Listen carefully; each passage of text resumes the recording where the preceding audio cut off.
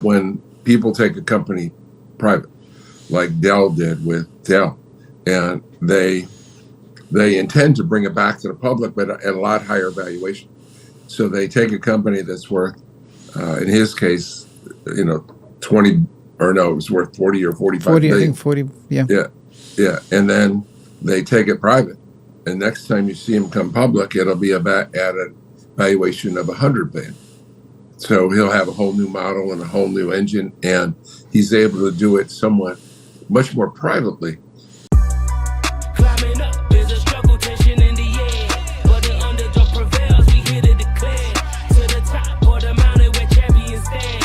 Failures can't break us, we taking command. Yeah, it's a journey, climb to the peak. Scaling businesses, who it ain't for the weak. Growth is the game, we play it real tall. From the bottom to the summit, we rise, never fall. Interview the legends, success stories told.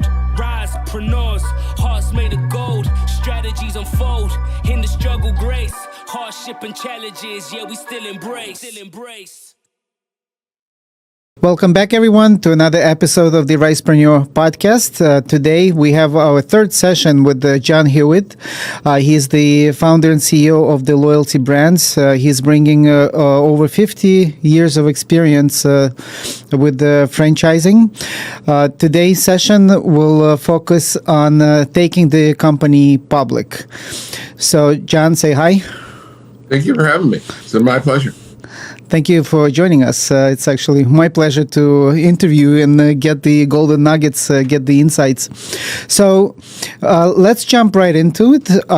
One of my first questions would be is how a business owner knows that, you know what, it's time to explore taking the company public. Are they looking at some kind of a trend? Is it something within a company that is going on that they're saying to themselves, like, I think this is it. This is the time. Well, first of all, the time internally, the time comes as your investors, primarily as your investors, could be yourself as an investor or others, are looking to diversify and to sell, to take part of their gain.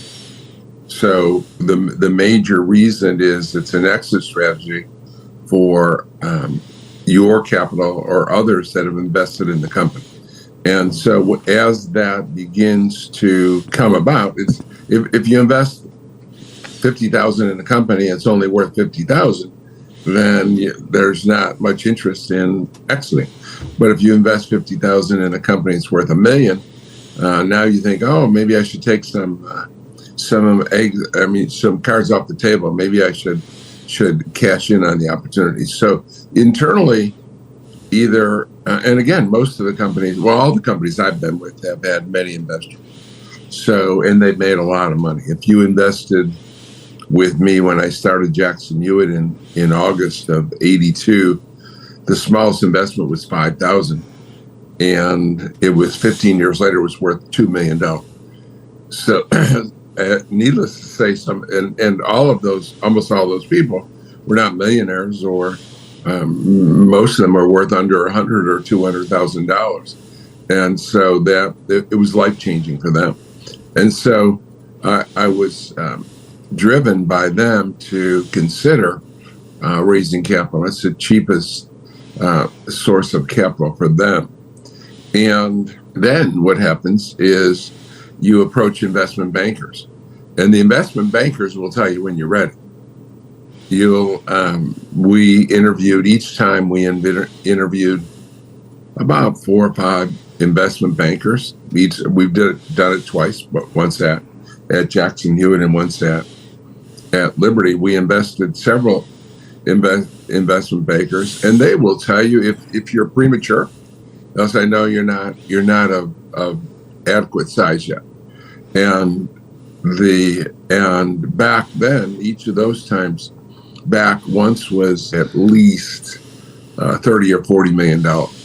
And in 2000, John, we lost connection for a second. I missed maybe 30 seconds of the conversation. Can you repeat when you said each time you approached investment bankers, they would tell you when you were premature for it? Right. First of all, you had to have a minimum net worth and I'm not sure what it is in 2024. Is it personal net worth? No, the network of the company. So the market cap of the company. So back in 2006, when we had it, I think it was at least $50 million. So probably if you have a company without a market cap of $100 million or more today, then but I haven't researched it in almost 20 years. So it has to have a minimum market value, and then it has to be growing well. Not you can't be growing by less than 20 or 25%. And then it has to be you have to have a management team that the investors respect, and it's kind of automatic respect if you've taken the company from 0 to 200 million, then you got kind of automatic respect. But if you have a whole new management team and you haven't grown over the last year or two significantly, then it would be suspect. So the investment bankers have to believe in you as a management group, because when they go to sell, they have most of the insider investors, or they go to a group of 100 companies or 50 companies that historically invest in them. And if they get a dog, a pathetic or poor performing stock, then their investors are going to be disappointed and less likely to invest in them in the future. So those things, there has to be a need for exiting from some part typically, and they high growth, and I would say a minimum net worth, and that's easy to make a couple phone calls and check today what it is. If you call up there's the huge companies that do the $50 billion deals, but there's small companies that have an offering of $30 to $50 million. So you learn very quickly as to what size offering each investment banker specializes in, and then they'll give you that information very, very quickly. Interesting. So again, to summarize, you said that usually it's driven by the idea is brought by investors that it's time to cash out, or by you yourself as an investor in a business looking to cash out. So it's not necessarily, I think I can grow this company to much greater, I just need more capital. So you're not looking for additional investment. You want to leverage public as a pool of funds to help you do that, correct? Yes, and now it's the best use of capital is if you have some investment that you can make to springboard your growth even faster. However, that is not, from my experience, not the number one reason. It's the number one reason people like to say they're going out to the public, but it's generally the former reason. Mm-hmm, mm-hmm. So and the timing basically comes into play based on what you already expect, or you get like a checklist from investment bankers that they want to see, okay, you need to be falling into this criteria, your management group needs to consist of this, and that's how old they should be, and that's how they should impact the numbers to show that it's part of their doing and it's not just a trend that is happening. And that's right. The investment banker is like a coach. He's going to coach you through the process, and he will take you under his wing. And it's at least typically a 6-month process.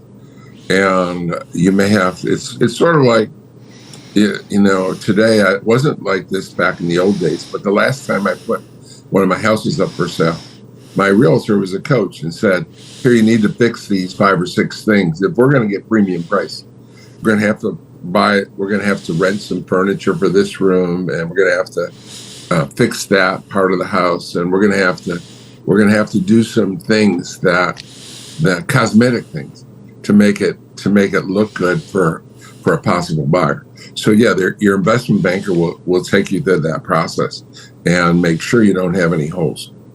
How is it the same or different from of exiting such a business? Would you go through similar preparation? Like, are they like very much alike, or it's much more involved? It's less due diligence than selling to a strategic buyer, selling the company. When you sell the company to a strategic buyer, there's incredible due diligence they examine every inch of the company, and because it's one guy writing a check for $500 million, right? When you sell your company, as a public offering, you typically only sell 20 or 30%. So if your company's worth $500 million, you're selling $100 million, and you're selling it to thousands of different individuals. So yes, your attorneys and your investment banker will do due diligence, but they don't examine every nick and cranny, because it's a lot smaller part of the company, and they represent so many thousands of people. What are some of the challenges, the typical challenges people face when they go through that due diligence process to prepare for the IPO? It's a nuisance. They warn you, the investment banks warn you that your executive team or parts of your executive team, especially the CEO and CFO, are going to spend hundreds of hours on the process. Everything from getting ready and answering the questions for the investment banker and the attorneys, but doing the roadshow and going out for a few days or a week. And the bigger ones go, not only do they do 2 or 3 places in the United States, East Coast, Midwest, and West Coast. And then some of them go to Europe, and the biggest ones even go to Asia. So you can spend just 10 days or 2 weeks on the road, day after day, doing a road show, saying the same thing over and over again to different groups of people. So it's time consuming, and it takes you away from your business. Yeah, I was going to ask, how they keep up with the day-to-day responsibilities of their own to keep up with everything, plus answer all those and answers. Probably maybe now it's easier. I don't know if the physical presence would be required with all the technology advancements we got.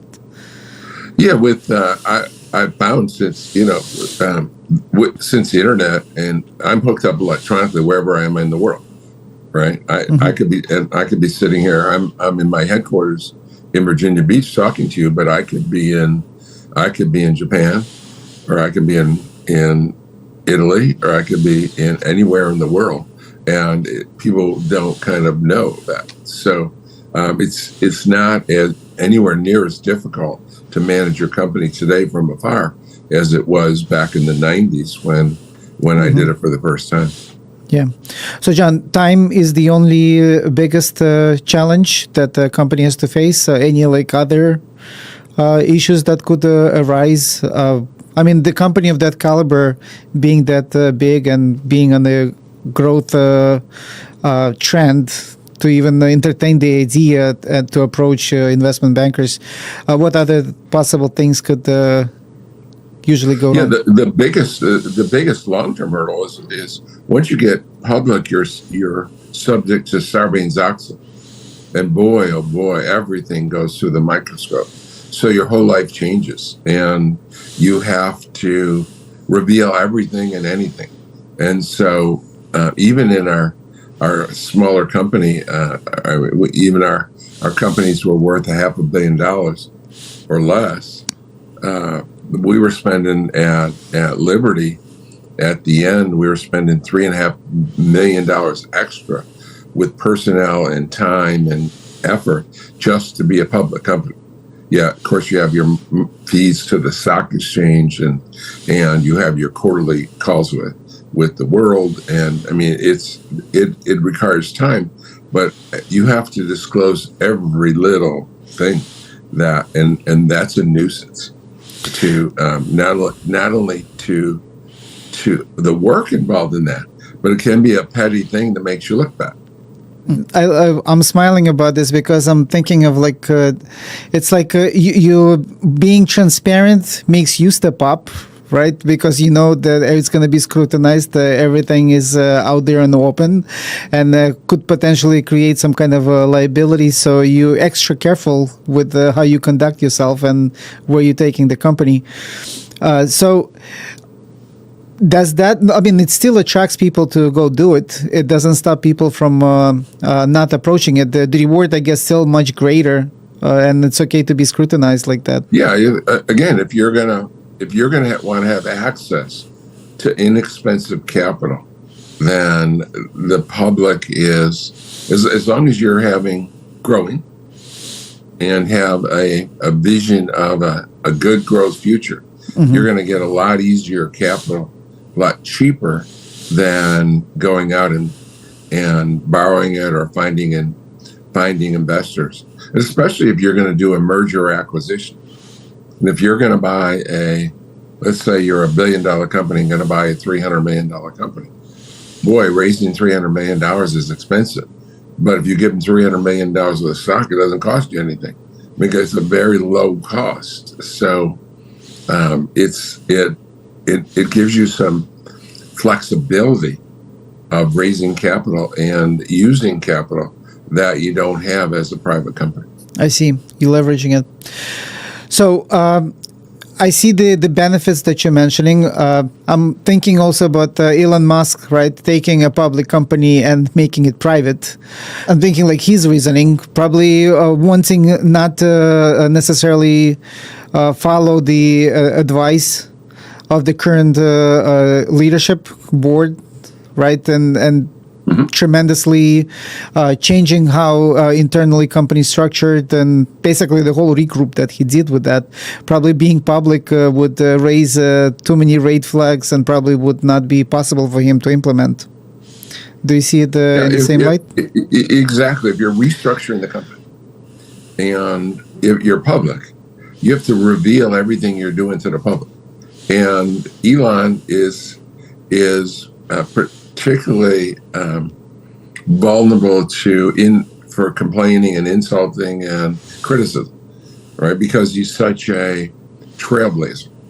So if he continues to do it while the company's public, not only are his competitors, he's in an industry where he's endangered the company from being this huge number one market share. To induce competitors to come and copy him and take market share. So if he can restructure it in private and then roll it back out public, the goal virtually every time, I shouldn't say that, I'm not an expert in that, but from observation, it seems like most times that when people take a company private, like Dell did with Dell, and they intend to bring it back to the public, but at a lot higher valuation. So they take a company that's worth, in his case, 20, or no, it was worth 40 or 45 40, billion. I think 40, yeah. Yeah. And then they take it private. And next time you see him come public, it'll be at a valuation of 100 billion. So he'll have a whole new model and a whole new engine, and he's able to do it much more privately than if everything is examined under the public microscope. I wonder how, not to go into politics of things, but by going public, the way Twitter is positioned, the X position right now, if there would be resistance of him going public and getting all that exposure, right? You're taking it public, like we said, for one of the reasons, not just to cash out, but it's also to make a bigger impact. So taking it back public probably creates some waves. No matter what, he's a wave creator, right?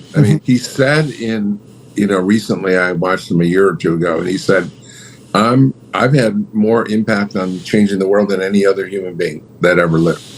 And I thought about it, and maybe you have. You have a bit.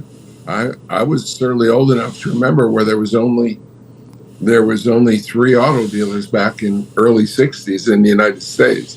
There was General Motors and Ford and Dodge and Dodge Chrysler, and then along came Volkswagen and Toyota, and et cetera. And all of a sudden, and I thought there were, back when I was a kid, I said, there's only going to be 3 automobiles. There's room for 3. And then it became, there's room for Volkswagen. There's room. And then Toyota took over and became the largest. About 20 years ago, they became larger than General Motors is the largest car dealer in the world. And then not long ago, 3-4 years ago, Tesla was worth like 10 times more than all of them combined. It never occurred to me at any point up until Tesla that anyone will be able to do such an amazing thing. How could you have, think about 30 years ago, you're looking at these great automobile companies that are worth billions of dollars. Because they combined, I don't know the value, but back in 1995, they're worth $50 billion combined. And you think, wow, these guys really have a monopoly. And then along comes Tesla, and it's worth many times more than all of them combined. And he's a disruptor force. And he knows that the human race is doomed if we just stay on Earth. It is doomed, right? With the way it's progressing. Well, right, especially recently. It could be much sooner than later, but long term, the sun is going to burn out or explode. And the human race is gone. So he builds SpaceX to save the human race, right? To get into outer space and save the human race when that happens. Now, that could be, people think it's 10 million years from now or 1 million years from now, but that could be in a day. No one knows, right? No one knows when that is. And so he's a big thinker and a agonizer, and he goes against the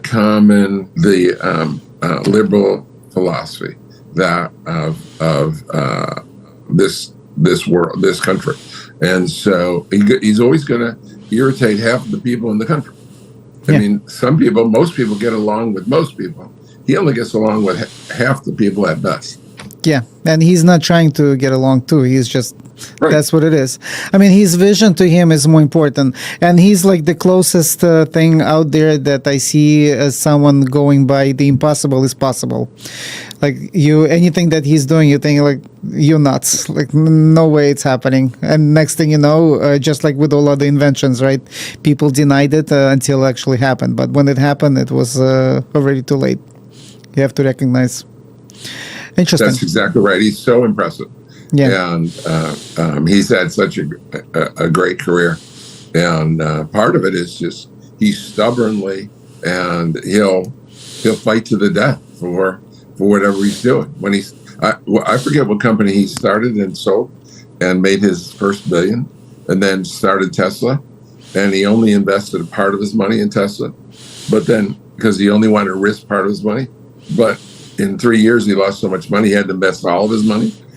So he took it. He risked billions of dollars, his whole wealth. And of course, another Grand Slam, incredible home run. Yeah, amazing. Yeah, gotta learn and read about such individuals. Stimulate your intellect, stimulate your brain to see what's possible, and of course also what type of roadblocks you're gonna have to face, and because it's nothing ever smooth, right? Speaking of which, going back to our subject, you did it twice. So was there a big difference between the first time and the second time? Were there like biggest lessons you learned from the first time that you leveraged on the second time that made it slam dunk? Well, actually, I went public both times in a way that only 1% of companies go public. So 99% of companies go public. They get a investment banker, they get an attorney, and they have an offering, and they go public. Both times, there's another way to do it that people don't talk about. That's you can just go public without raising a nickel, and you can now you have to file the same forms, you have to have the same attorneys, but you don't need an investment banker because you don't raise any money. So both times we went in kind of in the back door and went public.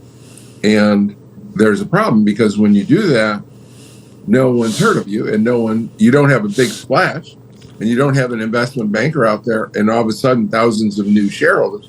You have all your original shareholders, and you have no one selling your stock. No salesman is pumping your stock. You don't have any analysts that are following you and then writing you up and put a buy or a sell or a hold on the stock. And so the stock for a while grinds along until you begin to make news and get analysts to follow you, and then perform well. Then then your stock begins to rise. So in each time, because of each time I went public, the stock kind of didn't go along a lot until it took a couple of years before it started to go up.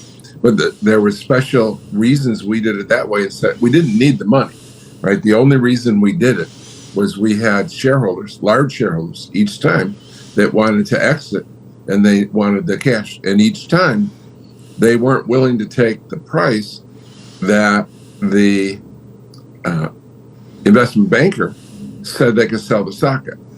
And one time, and what happens when you're going public, you're susceptible to the marketplace, right? If you go public during COVID, you can't go public, right? I mean, no one's raising money, no one's buying. So there was like zero there was about a year where there was no one that went public. Mm-hmm. So if the times are tough for your industry or it's a recession, and you're not going to get your prize, then most companies just put it on hold and wait until the situation changes, till COVID's over. Mm-hmm. But we said, you know what, let's just go public both times. So you did not have to go after capital. You didn't care about that, you said. So what's the point of going public if they cannot sell at the price that they think they're going to sell? And you also said that what the way I understood that the stock price for a couple of years was the same. So who pressured, who's initiated and pushed for you to go public? Yeah, my investors pressed me to go public so that that they could quickly sell it. They could go out and begin marketing it easily to others, and so it was a much shorter process for them. So for them to get out, it's much easier to get out when the company is public. Correct. They can share. They can versus when it's private. Right. There would be I see what right. I see. Most I see of what the you mean. biggest investors in this country need an exit strategy. Yes. And so when someone writes a check, let's say they buy 10% of a $300 million company, they write a check for $30 million. If it's a private company, they have no exit strategy, mm-hmm. right? They have to wait until the private company finds someone for them. Yeah. But if it's a public company, they have an exit strategy. Right there. Now, if it's not trading good buying in stock, it's not real. It's sort of quasi-private. But they felt it was a big enough advantage mm-hmm. that they wanted to have public stock versus private stock. Interesting. Yeah. Wow. Good point. Thank you for sharing that. Can we go into your team? You said that the leadership team had to be exposed to. So you didn't have to. So all of your regional teams stayed the same because you didn't have to deal with the investment banker. Everything stayed the same. I've had such success with my executive teams over the years that they've mostly stayed the same anyway. But my investment or my team, executive team, tends to stay the same over 90% of the time. So it didn't fluctuate any during the going public stage. It certainly fluctuated over the years because when your company's worth. When I started, the company was worth. When I started Jackson Hewitt, it was worth $300,000, and 15 years later, it was worth $483 million. So when we sold it, so when it's worth $10 million, when it's worth less than $1 million, and you grow to $20 million, now it needs different executives. and then you go to 100 million and you need more different executive. Not everyone executive can make that transition. And then when you go to $500 million, it needs a different level of capability. Most executives cannot transition from small to large to humongous. So their makeup just does not allow them to make those mind shifts, just different styles of management. Yeah, exactly. They're not talented enough to. I mean, they get over their head with the size and the immensity of the challenge of high or big, huge company and huge growth.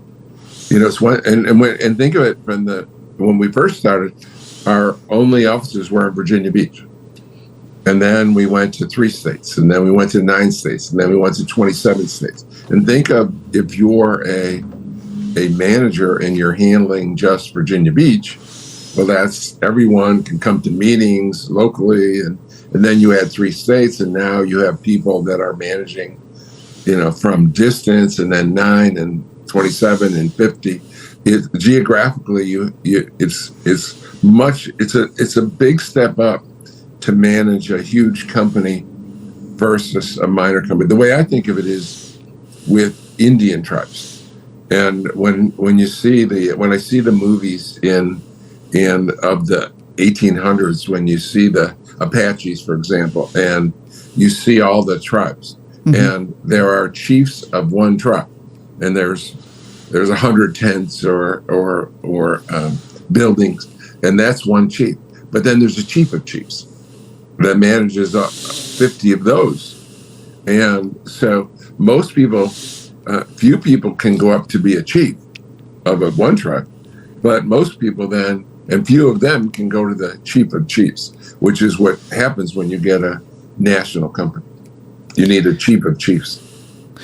But what changes in the mindset? Like I'm thinking of okay, when you overseeing let's say the lowest level, right? Let's say management level 1. It's basically overseeing specialists, telling them what to do. Management level 2, it's already overseeing the management. So it's not really telling them what to do necessarily, but kind of working with them to oversee others, like train the trainer, right? So if you go in a higher level, okay, finances get involved. Like what are the major changes in the experience mindset that if you go level like 5, 6, 7, and so on? Like how those management leaders are different from the ones that few levels below them? Well, when you start and you're early on, and you're very early on, and you're the chief marketing officer, say, right? It's just you. Your whole department is you. And then you get an assistant, an admin. And then you get some people that report to you, right? And so first is you're by yourself. And then now I have to manage an admin. Then I have to manage other teammates. Now I have a staff of 5. I have 4 others. So now I'm managing 5 people. Then the next step is some of those people have people that they manage. And now that's the biggest challenge, because I can't just train you. I have to teach you. I have to find someone that can also take my message and keep the culture and train another person. And so it's one thing to train a peasant, or not a peasant, but let's say you have a farm, right? It's one thing you have 30 workers and they're all out in the field harvesting. It's one thing to train those 30 workers. That's not that hard. But now you get to 60 workers and you need one person to manage 2 people, one to manage 30 and the other to manage 30. Well, you have to so it's a different step up with levels of management. Okay, but ultimately, like let's say you go level after level, aren't you like focusing only your first circle? Like your day-to-day stuff, right? You chief of chiefs. Right. You have, I don't know, 5, 6 people that you work closely with, and then they take it from there to their first circle and their first circle and so on until it goes all the way to the lowest level. So if you basically, like if somebody's under you or 3 levels below, like when you were saying that 20 million, 100 million, it's different, a different level of management. What would separate them? The ability to get results from other people. If I do it myself, I know what I can get results. But now if I delegate to 5 people, and now there's only 6 in the whole company, right? Now I have to get results from each one of them. And more people are doers than result getters. They can't achieve something from someone else, right? So now I have 5 people, and I get 5 people that are achieving great results. But we're only limited to being in one state. If I'm going to add 10 states, then some of them are going to have people that report to them, and they're not capable of it. Mm-hmm. They fail because they cannot achieve. They hire wrong, they train wrong, they lead wrong. I see. And then so they can't make that. It seems like a simple step, but to get great people in this country is almost. I mean, I've never seen a company that had more than 10% incredible success people. I mean, you need to find someone that thinks like an owner, acts like an owner, and there's only less than 5% have that capability. So ultimately, one reaches their ceiling and they're not capable of getting results that required on that level. So they basically start. And if they're not gonna find the answers fast enough, somebody has to come in and take that level to the next level because they have ability to produce results on that level. Okay, I see what you mean. Let's say you're talking about sales, franchise sales, and the first year you're focusing on 20 franchise sales, and so you got one person that's doing it. Well, then you're going to go to within 2 years you're going to go to 100 franchise sales. You need 5 people, so you need 5 20s. You need to find that guy's got to go find 5 people that can do 20, replicate himself 5 times. He's got to train them. He's got to monitor them. He's got to initiate. I mean, and set example and leadership. And all 5 are going to make it. Mm-hmm. Right? One's going to do 30, and one's going to do 5, or 2 are going to do 5. You got to get rid of those 5 people that are doing 5 and find some more 20s. Yeah, I see what you mean. Awesome, pretty cool. So, John, going back to the team at the time. So because you did not have to deal with investment bankers, you more or less had the same team and they were capable. How was the behavior, the excitement, right? So did they feel more pressure? Did how they were motivated, the whole transition to being public, because now more demanded of them? What type of rewards did you set in place for them to be motivated properly? All of my employees receive stock options. So with a stock option, today that you get, even the lowest employee, let's say reception, she got $2,000 worth of stock options at $10 a share. Well, she watches the stock go to $20 and $30 a share. She's already calculated, I made another $4,000, $6,000 that, I can cash in. It's easy when you're growing exponentially, and you can see it in the stock market. It adds an extra level of excitement. But just the growth itself, I've been blessed that in virtually all my 55-year career, I've been in companies that had fast growth. Just growth itself is exhilarating. Mm-hmm. And it's easy to have rah-rah. And we just doubled our number of franchisees in the last 8 months, right? Nice. And we just were I was named as Entrepreneur of the Year. Of all 4,000 franchisors, John Hewitt's named as Entrepreneur of the Year. And we just won an award. We were ranked 3rd in the world at Jackson Hewitt of every franchise. And by Entrepreneur Magazine, every January issue, they ranked all the franchises in the country, all 4,000. And it was Subway, McDonald's, and Jackson Hewitt.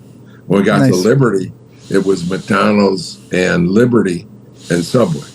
We were ranked 2nd of all franchisors in the country. You get awards, you get acclaim, you get happy franchisees, happy customers, and it's easy to have great culture in that environment. I don't know how companies that aren't growing or declining can possibly have positive culture.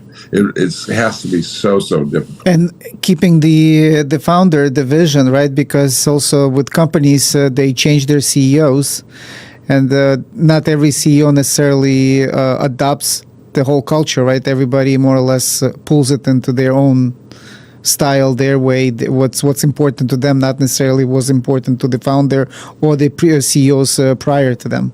Exactly. Interesting. Okay, so every employee were motivated by stock options, which they could ultimately sell, and so that was like an employee benefit, one of the employee benefits. That's how you stimulated their motivation. Absolutely. Awesome. Was there like a big difference besides everything being on the open from managing a public company versus private? Like we'll sit with private, you can restructure easier, right? Nobody's like using a magnifying glass to see what you're doing. Is it like more or less the same? Yeah, there was immense difficulty in negative publicity. If something happened, you had to magnify it. You had to tell the world about it, and then you had to come up with a reason, excuse, and you had to tell the world and your competitors what you're going to do to fix it. So you can't have many competitive advantages because you have to announce every quarter, right? So what you've done. And so if you invent something that's really good, your competitor gets to learn about it very quickly. Yeah. Whereas if you're private, it takes them a lot longer to find out what you're doing. So if I'm going to, let's say, as I was growing, let's say I only had offices east of the Mississippi, and over the next 2 years, I was going to double in size and go west of the Mississippi. Now my competitor knows. He knows in advance I'm coming. Yeah. So it's a bit of a nuisance to, you can't keep secret. Actually, it's fascinating because you openly tell people, I'm coming. And this is what I'm going to do. And there is nothing you can do about stopping me. Well, they try. They try, yeah. And you prevail, right? Recently, I had somebody who was sharing with us the principles from the letters to the shareholders from Jeff Bezos, right? From 97 for a bunch of years that he did. And I'm also kind of thinking of Warren Buffett doing his letters to shareholders. So you basically every year telling them, okay, here's the vision. This is what we're doing. The following year, hey, we're still following our vision. This is how far we got. This is what's still coming. So you're basically exposing and telling everybody what you did. And in addition to that, you got to follow through, right? In your case, for decades, you had to do that. What type of preparation, I guess, you had to make and be so certain how you would execute? And did you execute? I'm sure there were times when you could not execute because market changes, right? Black swan happens. So you cannot control industry and the economy, right? So anyone that had set a 3-year projection in 2007, and then we had the worst recession of our lifetime in 2008 and 2009. Yeah. Everyone sets their goals and they're going to be smashed. So those were the country. So you have the overall economy that can hurt you. And then you have industry situations. The IRS, in 95, the IRS almost destroyed the industry. And so you have an industry situation that you're wiped out. And then, most of the risk is external. I've been able to control and guess and estimate well on what my growth was going to be if there wasn't some major external problem that happened. Mm-hmm. And so the world knows that there's going to be, you have to worry about the economy, you have to worry about the industry, and then you have to worry about your own performance. And so Most of the years, though, we did well in projecting where we were going to be in the next quarter, in the next year, in the next 3 years. So when the 2008 happened, 2001 happened, and prior to that, all those, because you witnessed many of those market changes.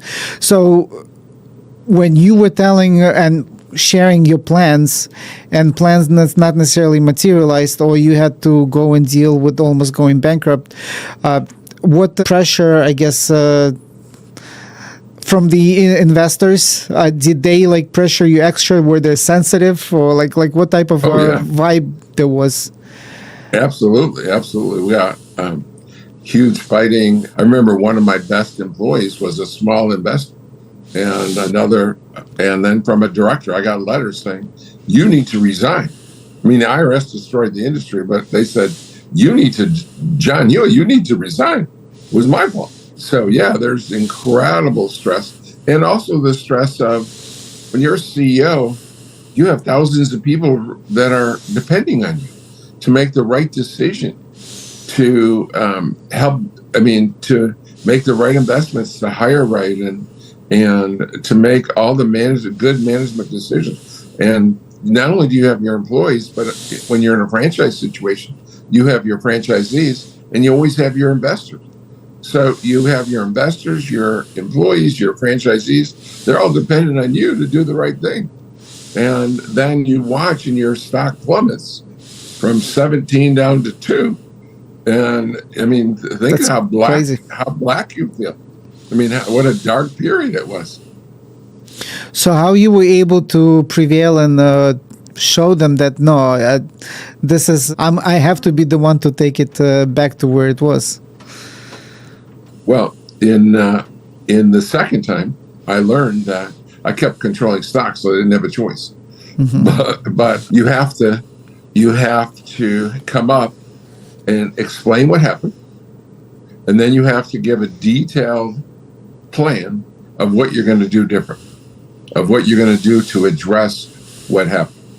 And if you can, and then one of the key things in building great companies, one of the key attributes is the ability to get everyone to buy into you.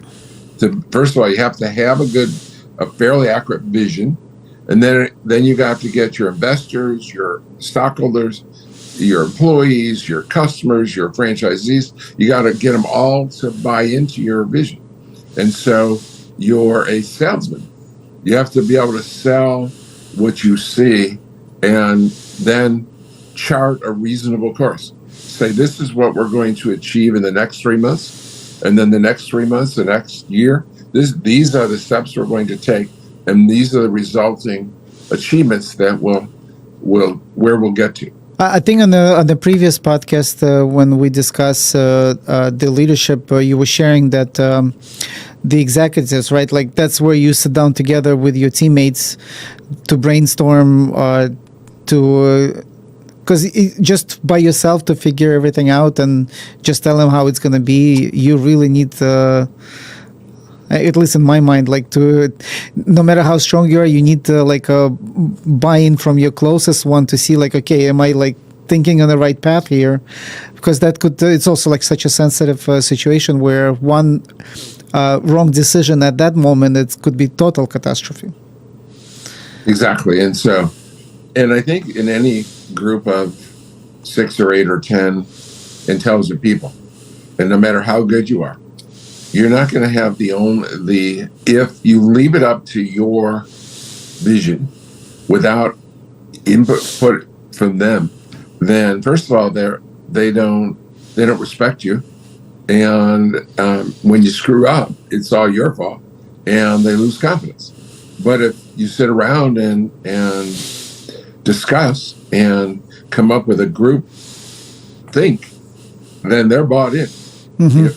If you work for me, Baruch, and I tell you this is our goal next year, we're going to add 100 offices.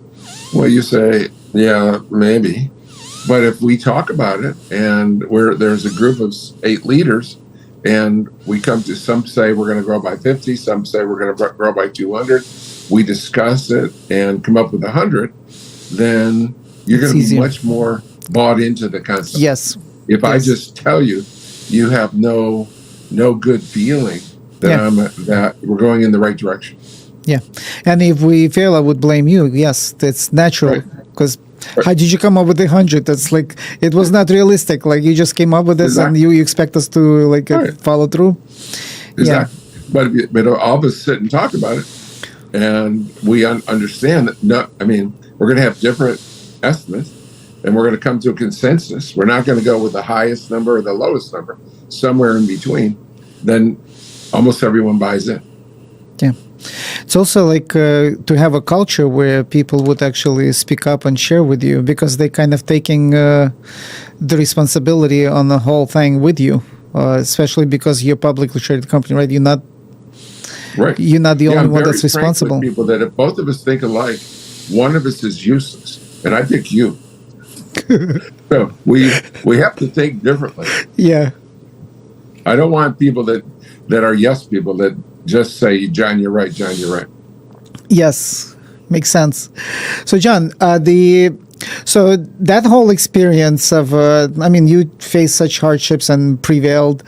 That's a crazy empowerment you were getting each time, facing such a wave and finding a way out of it and figuring things out. So that, like, is there like anything that you after that you would think that you cannot do? I mean, you're probably feeling that I don't know. I'm just picturing myself in your shoes. That like you basically feel untouchable in some way. Well, I feel that for sure. I feel that I'm going to be face adversity, and when I set goals, I know bad stuff is going to happen. But I know that I will not stop moving forward or trying. I will never give up. They got to kill me to stop me. So I know that our goals are reasonable, achievable. They're massive and hairy and audacious. But I know that I'm unstoppable. So there will be adversity. There's no question. Mm-hmm. There's virtually adversity every day. Some bad stuff happens somewhere every day that I didn't anticipate.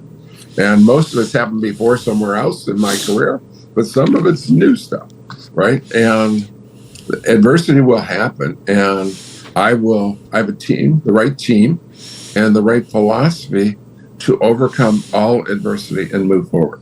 Mm-hmm.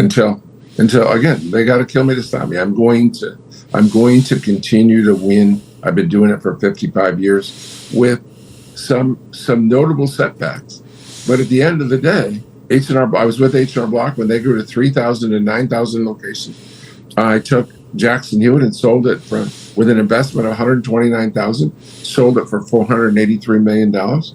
We had an investment at Liberty of $3 million, and it became worth $500 million. And Loyalty Brands we're already in the pet grooming, mobile pet grooming. Our mobile grooming, Zoom and Grooming, will be #1 in the world. And by the end of this year, in just 3 years and 4 months, we'll be the #1 in mobile pet grooming. Wow. Impressive. So while you're saying all this, I'm, again, putting myself in your shoes. And I feel by talking to a lot of entrepreneurs, I think one of the greatest things to have is have someone to go to. Like you said, you have a great team by whom you can run things by. So it was not like that at all times, right? At some point, you were alone. Who did you did you use your father? Who did you leverage to share things and use as a when I soundboard? First started, before I was big, when we bought 6 offices from Mel Jackson in August of '82, I had my ex-wife, who was one of because she's smart and spent years with me. She's one of the top people in the industry along with me. Mm-hmm. And so I could run everything by her. My dad was CFO of a public company. And then I had my best friend who had been working with me at Block for a decade, more than a decade. He was a great salesperson, incredible salesperson. And he was on the board of directors. So I had some close people to me that I try never to. I don't know if any time I made the mistake of just rolling out an idea without running past my people. Yeah. Sometimes I continue on when they tell me it's wrong, but all of them stood up to me and said, "No, that's wrong. I wouldn't proceed." And if Baruch, if you and I disagree, you're a smart guy. I think that neither one of us is 100% right. That I have to, if I'm going to come up with a acceptable conclusion or solution, then I need to move in your direction, whether it's 5% or 50% or 90%. If you and I think about this is the future and what that goal should be or how we should get there, then it should be a combination of both of our thinking. Yeah. I'll just say one knife sharpens another. So when you put two minds together, you have higher chances of getting to a place where you need to be versus by yourself. No doubt. I've seen it. I mean, I've lived it. Yeah. So, I mean, for myself, I'm concluding here that I got to be more intentional and finding teammates that I can share to the point where we would have such a relationship where I can be so open and tell them how it is and know that, like both all sides would be genuine and mean well and come back with constructive criticism and so on. So for us to only if you want to be extraordinary. If you want to be just ordinary, then you don't need to do that. If you want to be extraordinary, world changing, then you need that for sure. Yeah, because it sounds like you had that in place, and father being a CFO in all public companies, so I'm sure you were getting feedback and direction that would make it easier than you would go and try to figure it out all on your own. Absolutely. If I was by myself, I would have failed because I move too fast. Mm-hmm. And I'm not detailed. So I need structure and detail to come along with me. So I need to merge with structure and detail. Each of my CFOs over the years I've fought with. But if I didn't have them, I would have failed. And if they didn't have me, they wouldn't have grown exponentially. So we make a team, and they annoy me every day. But I annoy them every day. But we come to a place where an accommodation where we can grow successfully. Mm-hmm. Wow. What's most memorable thing from both experiences that you had? Well, ringing the bell twice on Wall Street was exhilarating, especially with my mom was there, one of them. And, when they say ring, I don't know if you've ever rang the bell on Wall Street, but you get this big button. So you had to physically travel to Wall Street to do that? Yeah, we were at NASDAQ, and NASDAQ headquarters right on Times Square. And my mom, my 80-year-old mom, was with me. Wow. And so we both pushed the button together. And I think you can imagine how proud she was of me and my success. And it was like, and I don't know about how you were as a children, but I was a bad boy. I was always the problem. I was always a renegade, and so my poor mom, she never had a bad day where she didn't support me. But I remember when I was real little, like 8 or 9, she had to break a yardstick on me and a hairbrush. She hit me in the butt with my jeans on, so it didn't even hurt me. But I was a nuisance, and so certainly in the later years, I made up for it. Right, but every day she was so proud of what I achieved, and just stand there on Wall Street in front of millions of people on national TV and ringing the bell. That was a special time. Wow. And then of course, when the stock rose in 1990, we were back then they had 3 exchanges: New York Stock Exchange, NASDAQ, and American. And we were the number 1 stock in 1997 in growth of we grew by 1,000. The stock grew by 1,000%. And second was Dell, as a matter of fact. But we were the number 1 stock on all stock exchanges in 1997, and it was Jackson Hewitt. It was JTAX. Wow. What an accomplishment. Thank you for sharing. This is a very sensitive moment. Wow. Congrats, John. I know we went over time already, so yes, I want to make sure that we stick on time. John, I am really glad that you joined us and shared these insights. I look forward to hearing from our listeners what else would interest them. Hopefully, they see the excitement of and the possibilities of taking the company public and possible issues that they might face and how you overcame them. So I'm going to include the same links below this video for Absolutely. the list. Yes. Anything else you want to say in closing words? No, as always for entrepreneurs or potential entrepreneurs, find something you love to do, work hard, persevere. Awesome. Perfect. Thank you. We'll see you in the next episode. Have a wonderful day. Thank you. Thank Always you, John. a pleasure. Yes. Thank you. Take care.